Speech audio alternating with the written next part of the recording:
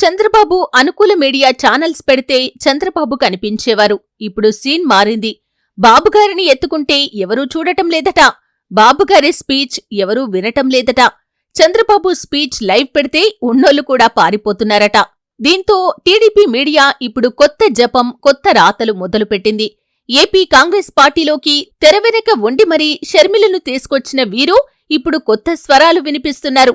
Yellow మీడియాలో షర్మిల, పవన్ కళ్యాణ్ భజన పెంచారు. పార్టీ లేదు, బొక్క లేదు అనుకున్నారో ఏమో, సొంత భజన వదిలేసి షర్మిల లైవ్ వస్తే ఎగబడి చూపించేస్తున్నారు. పవన్ కళ్యాణ్ ట్వీట్ వేస్తే లైవ్స్ పెట్టి వాయించేస్తున్నారు. కొన్ని రోజులుగా ఎల్లో మీడియాలో చంద్రబాబు, లోకేష్ కంటే అత్యంత ప్రాధాన్యతగా షర్మిల, పవన్ కావటం అందర్నీ సంభ్రమాశ్చర్యాలకు గురిచేస్తుంది.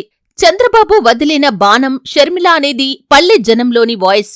టీడీపీ చంద్రబాబు అంటే మైలేజ్ పెరగటం లేదు. ఈ క్రమంలోనే సొంత ఓటు బ్యాంకు ఎటూ పెంచుకోలేమని భావించిన Chandrababu and team Jagan vote bank చీల్చటమే లక్ష్యంగా పనిపెట్టుకుంది.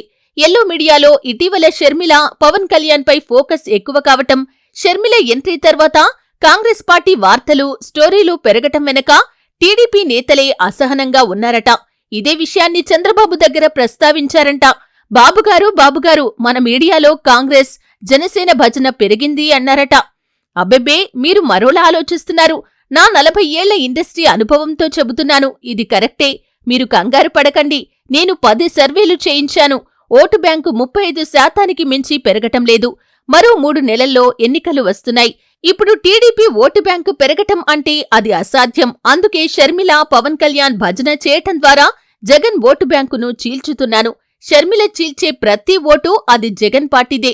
జనసేన చీల్చే ప్రతి ఓటు వైసీపీదే అంటూ వ్యాఖ్యానించారట.